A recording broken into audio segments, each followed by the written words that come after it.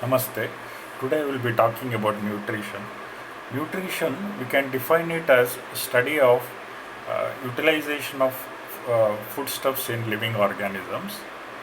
So, what is the methodology of nutrition? How that means how the knowledge about this nutrition has been derived means it is mainly through animal experimentation in animals, and how it has been classified. We can classify nutrition as ideal nutrition, undernutrition, and overnutrition.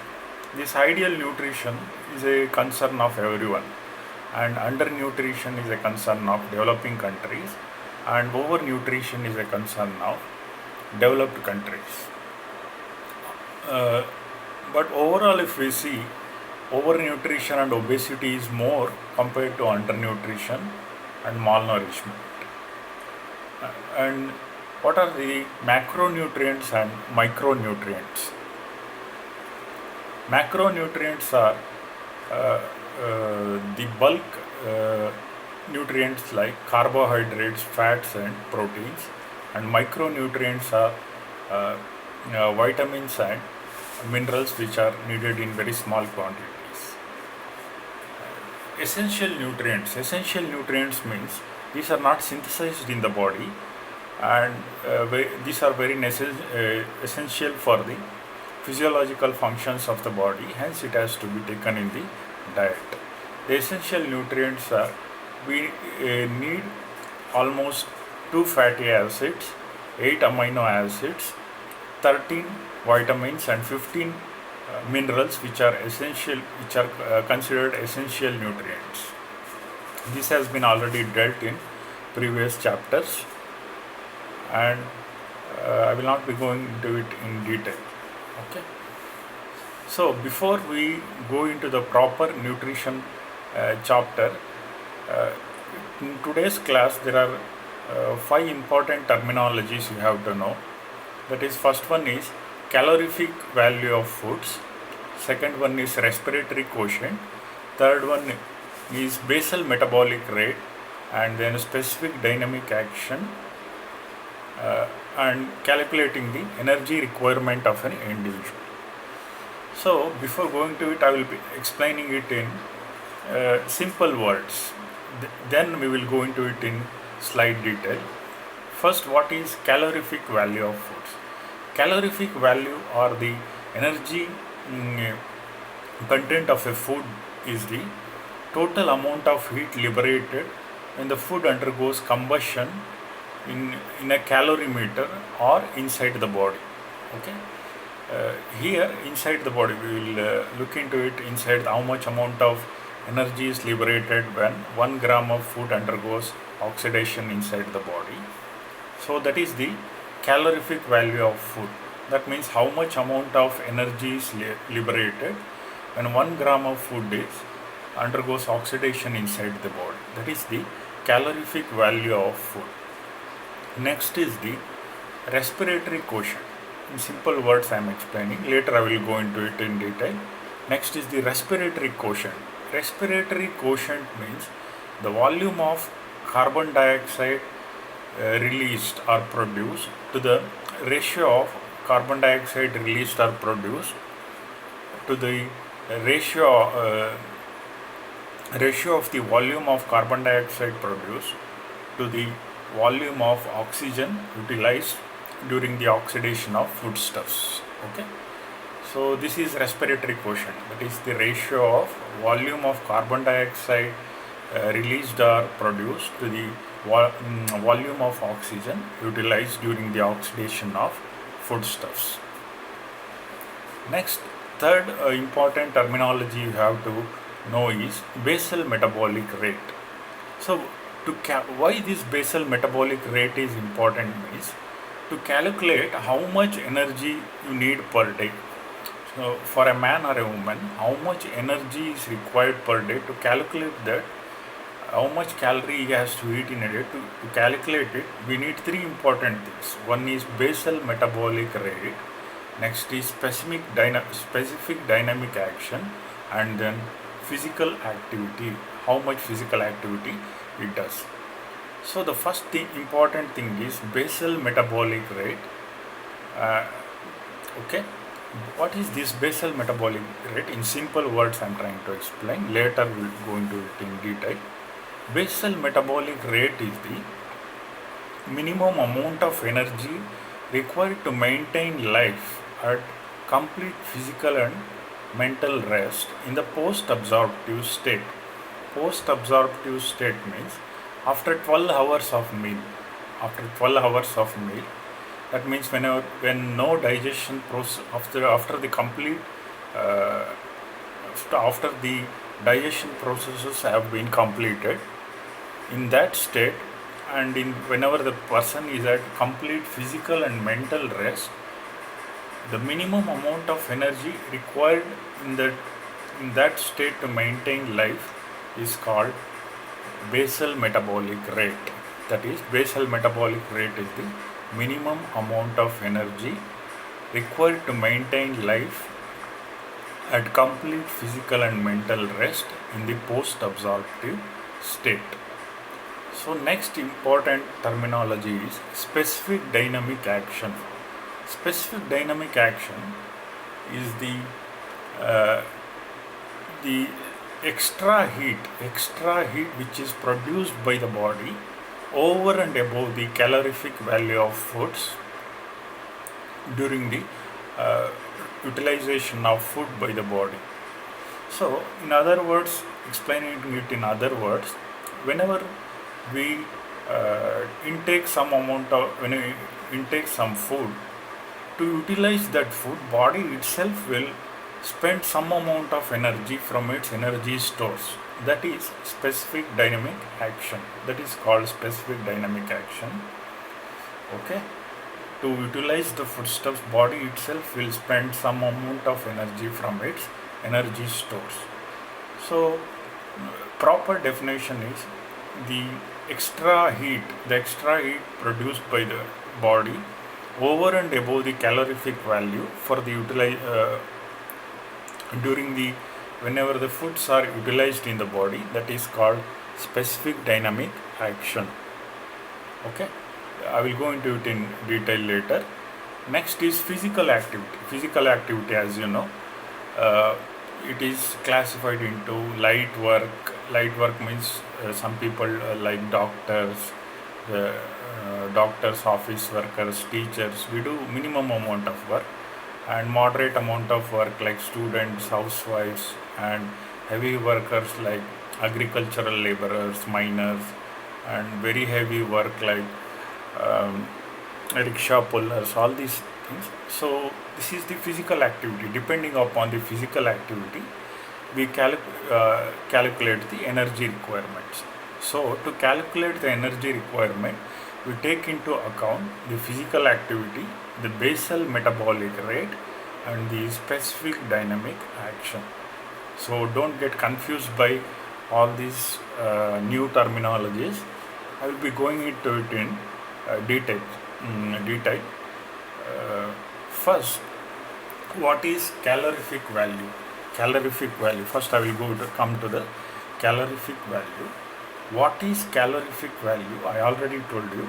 Calorific value means the amount, or it is a calorific value, or the energy content of a food is the amount of heat liberated when the food undergoes complete combustion in a calorimeter. That is called the calorific value of food. So, what is the unit of heat? The unit of heat is calorie. Calorie is the unit of heat. Calorie, what is the definition of a calorie? Calorie is the energy liberated, energy required, the amount of energy required to rise the temperature of 1 gram of water by 1 degree centigrade. So here, to consider calorie is a very small unit in measuring the amount of heat which is liberated by the oxidation of foods. So we use kilocalories. We use kilocalories. Kilo means 1000 calories. Or we can write it as cal, C-A-L, cal, with a capital C. If we write capital C, that means kilocalories. Kilocalories can be also be written as cal with capital C. Okay. So in some countries the energy is also expressed as joules. The energy is expressed in joules in some countries. So 1 kilocalorie is equal to 4.128 kilojoules. Okay, 4.128 kilojoules. Then now we will see how much amount of kilocalories is liberated when the carbohydrates, fats and proteins are undergo oxidation. When they undergo oxidation, how much amount of calories, kilocalories is liberated per gram. So one thing you have to know here. So if the carbohydrates undergo complete combustion in a bomb calorimeter, that means outside the body, if the carbohydrates or proteins or fats undergo complete combustion, they give slightly more energy compared to their oxidation inside the body. So if you burn those foods in a bomb calorimeter, they give more energy, but they give slightly less energy when they undergo oxidation inside the body. So carbohydrates, they give 4.1 kilocalories in the bomb calorimeter, that is outside the body, whereas carbohydrates give 4 kilocalories per gram inside the body when it undergoes oxidation inside the body. Proteins give 5.45 kilocalories per gram in bomb calorimeter, whereas they give only 4 kilocalories per gram in our body. And fats give 9.4 kilocalories per gram in the bomb calorimeter, whereas inside our body, when they undergo oxidation, they give 9 kilocalories. And the recent addition, alcohol, when it undergoes combustion in the bomb calorimeter, it gives 7.1 kilocalories per gram, whereas when it undergoes oxidation inside our body, it gives 7 kilocalories per gram. So you have to write this table if they ask for examinations as a short note question, calorific value of foods. And the thing you have to remember is, you should never forget how much amount of kilocalories is liberated per gram inside our body. When carbohydrates are oxidized inside our body, 4 kilocalories is released per gram. For proteins, same thing. When they undergo oxidation inside our body, they release 4 kilocalories per gram, just like carbohydrates. Whereas fats, when they undergo oxidation inside our body, complete oxidation inside our body, they give 9 kilocalories per gram. And alcohol, when it undergoes complete oxidation inside our body, it gives 7 kilocalories per gram. Why carbohydrates and fats almost give same amount of calories both inside the body and outside the body means, because carbohydrates and fats, they are completely oxidized inside our body to carbon dioxide and water. They are completely oxidized to carbon dioxide and water. Hence the amount of calories inside and outside the body is same. Whereas proteins outside the body, it gives 5.4 kilocalories per gram, and inside the body it gives 4 kilocalories per gram. So what is the cause for this difference? It can be asked in YOC. So what is the cause for the difference in proteins means proteins, they don't undergo complete oxidation in the body because proteins sometimes many proteins will be converted to urea, creatinine and ammonia and excreted. Okay, urea, creatinine and ammonia, and it will be excreted. Hence, since they do not undergo complete oxidation inside our body, the amount of energy liberated per kilocalories is less inside the body compared to outside the body in case of proteins. And last thing is the micronutrients. The micronutrients like vitamins and minerals, they don't have any calorific value. That means they don't give any energy per gram. Okay, that thing you have to remember. Only carbohydrates and proteins give 4 kilocalories per gram and fats give 9 kilocalories per gram, whereas alcohol give 7 kilocalories per gram inside the body when it undergoes oxidation. Next important thing which can come as a short note question in exams is respiratory quotient. Respiratory quotient. What is respiratory quotient? As I already told you, respiratory quotient is the ratio of volume of carbon dioxide released or volume of carbon dioxide produced to the volume of oxygen utilized when foods undergo oxidation. When foods undergo oxidation, the respiratory quotient is the ratio of volume of carbon dioxide released to the volume of oxygen utilized. So for carbohydrates, the ratio is 1. For carbohydrates, the ratio is 1. Let us take the example. Why? Because carbohydrates are completely oxidized in our body. Carbohydrates are completely oxidized in our body. So the amount of volume of carbon dioxide released is equal to the volume of oxygen utilized. Hence, the ratio is 1 in case of carbohydrates. For example, if you take glucose when it undergoes oxidation, it utilizes 6 molecules of oxygen for complete oxidation and produces 6 molecules of carbon dioxide. So the ratio will be 1. 6 by 6, 1. So for carbohydrates, the respiratory quotient is 1.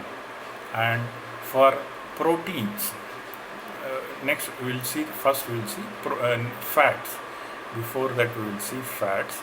The respiratory quotient for fat is less than 1. Why? Because fats contain less amount of oxygen in their less amount of oxygen inside them, and hence we require more amount of oxygen for its oxidation. More amount of oxygen is required for its oxidation, and less amount of carbon dioxide will be released.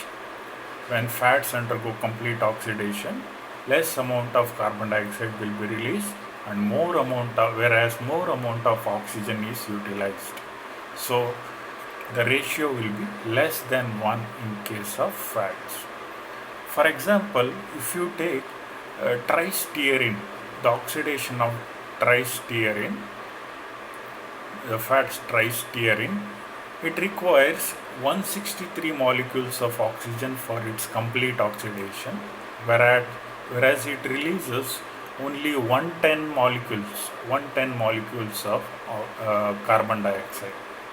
So the ratio will be less than 1. 110 divided by 163, will be less than 1, that is 0.7.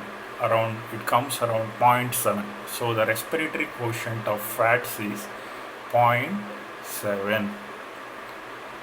Next is, what is the respiratory quotient of proteins?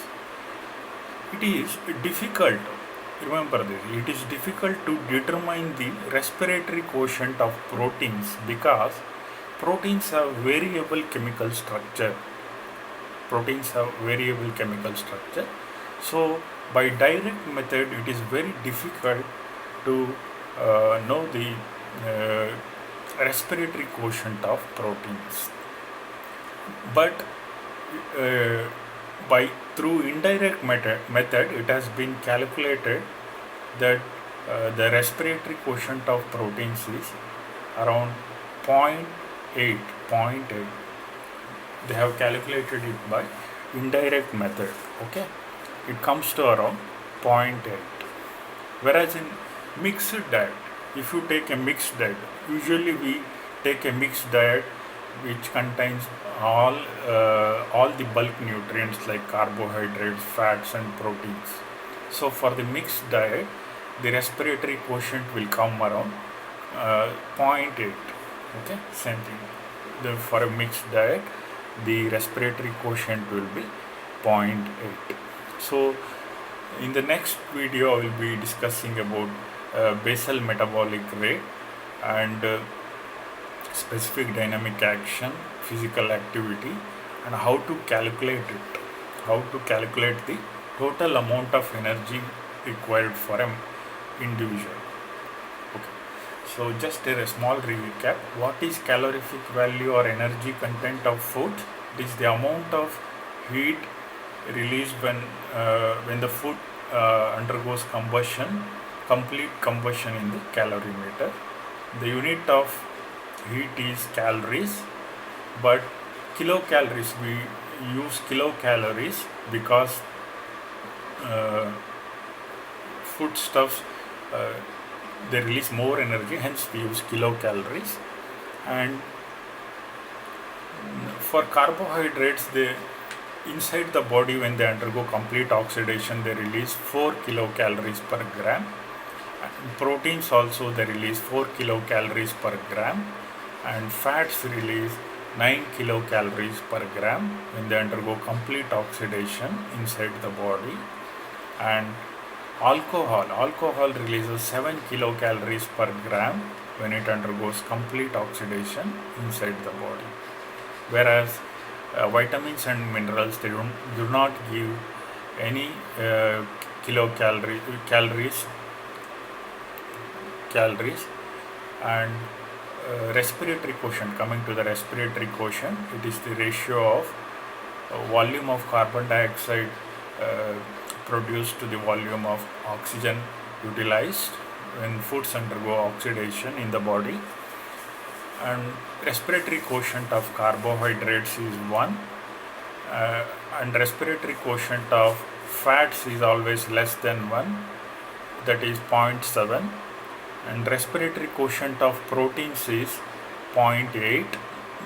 It is calculated by indirect method. And respiratory quotient for a mixed diet is around 0.8. For a mixed diet which contains all three carbohydrates, proteins and fat is 0.8. Okay, thank you.